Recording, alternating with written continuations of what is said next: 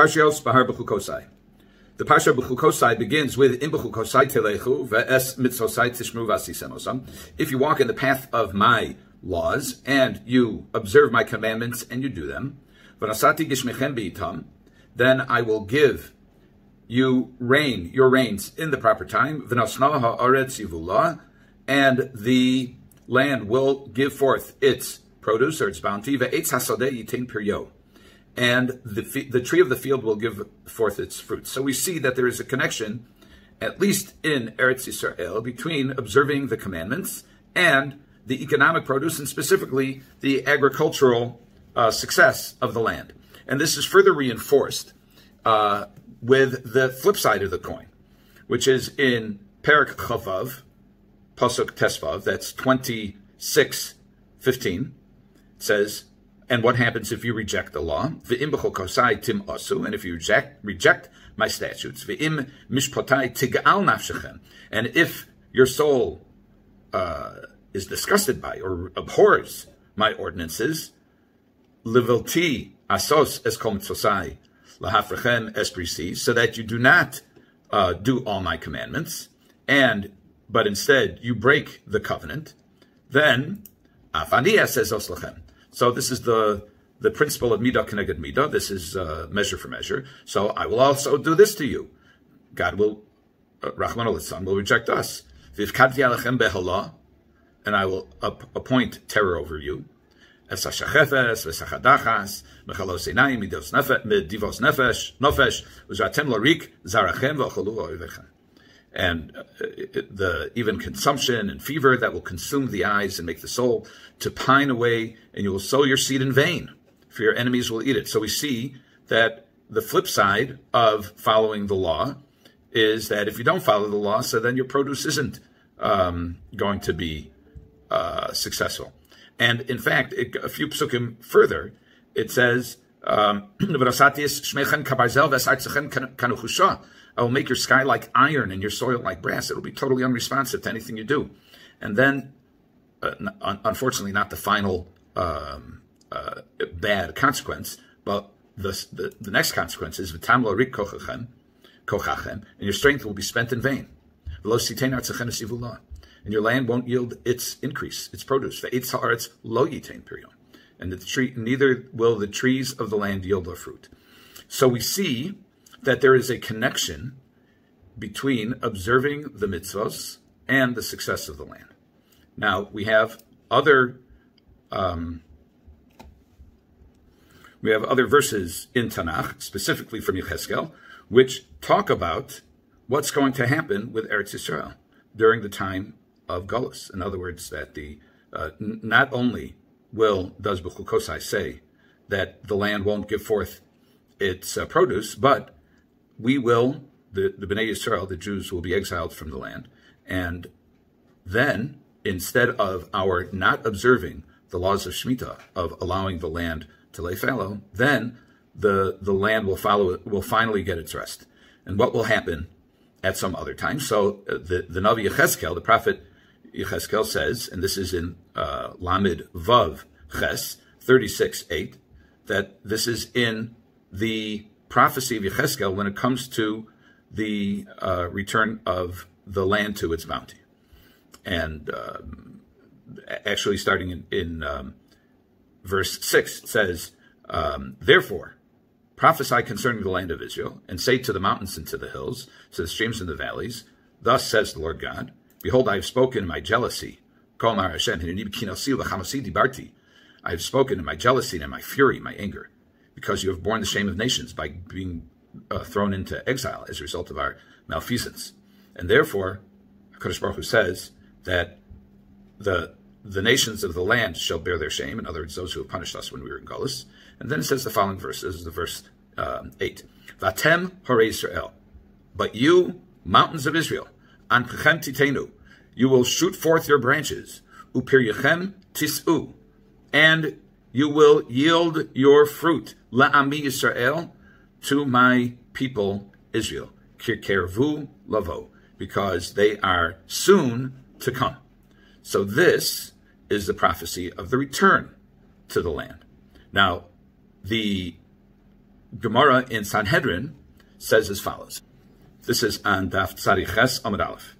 Va'omar Rabbi Abba. Rabbi Abba says, Ein lecha ketz megula mizeh. You have no more revealed sign, if you will, of the pending redemption. That's the word ketz literally means end, but it refers to the end of things as we know it, meaning the Golos, and it is the time of the redemption.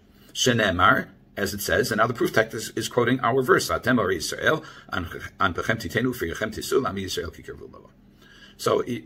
Gemara uses, Rabbi Abba uses this verse as a support for saying that this is a Ketz Megula. This is a revealed sign of the redemption. Now Rashi explains, what exactly is this redemption? So Rashi says, Megula mizeh, Kishet titain Eretz Yisrael pirya ba'ayin yafa, when the land of Israel will give forth its fruits bountifully, az yikrav haketz, then the time of redemption is on its way. It's coming. The ein lecha ketz megula yoser, and there is no greater sign of the redemption. So I'll ask you, why do we need a sign of the redemption? If you have the redemption, you have the redemption. What do we need a sign of the redemption? Let's say Eliyahu Hanavi comes.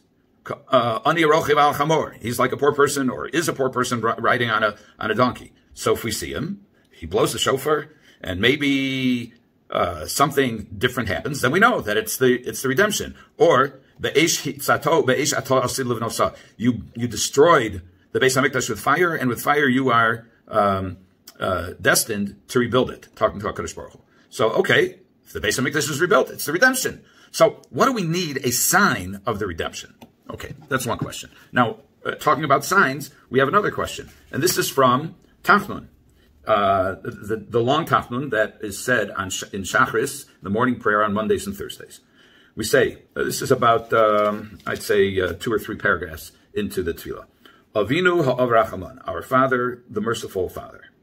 Har'enu os letova, show us a sign for the good. V'kabetz nefutzosenu me'arba kanfos ha'aretz, and gather our dispersion, our scattered, from the 4 corners of the earth. So we'll ask again, why do we need an os letova? Why do we need a good sign? Why don't we just say, Avinu Rachaman, kabetz nefutzosenu me'arba kanfos ha'aretz, gather us from the 4 corners of the land? What do we need a sign for? So let's talk about what this sign is. So the Maharsha says as follows. The Maharsha, back on the Gemara in Sanhedrin that we quoted, says on the phrase, Ein lecha ketz megula mizeh, shenemar, on the phrase that this is no greater sign, and quoting the pasuk. So the Maharsha says something which is reflected in other perushim on the pasuk that we quoted in Yechezkel. Lefi shekol zman she'en Yisrael al admasam, that so long as Israel is not on their land, ein haaretz nosenes peroseh kedarka, the land will not bear fruit as it is supposed to.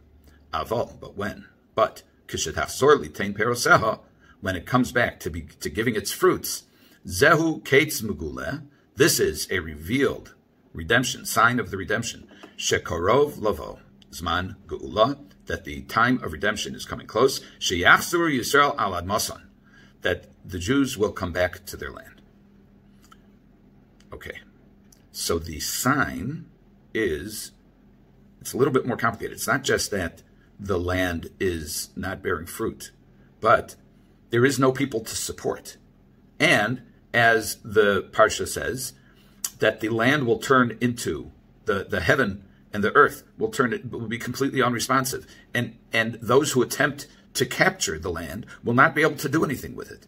And it will only bear fruit again when the time comes for the Jews to return to the land. Now let's go back to our other question. Har'enu os letova, show us a sign for the good. What follows that? What follows that sign? The kabetz nefutzosenu me'arba kanfos ha'aretz, collect our people. How is that collection going to take place? Well, you could say that the Almighty will send a bunch of soldiers to collect us and to put us into trucks and to ship us there. But that apparently is not the way it goes. Apparently, we're supposed to look for the opportunity to return to the land. And the formula is simple. When the land can support the Jews, the Jews should take note, os l'tova, a sign for the good, and they should return. We are living in a time where all you have to do is go to Osher Ad, go to any of the stores, and see the bounty that is in the land.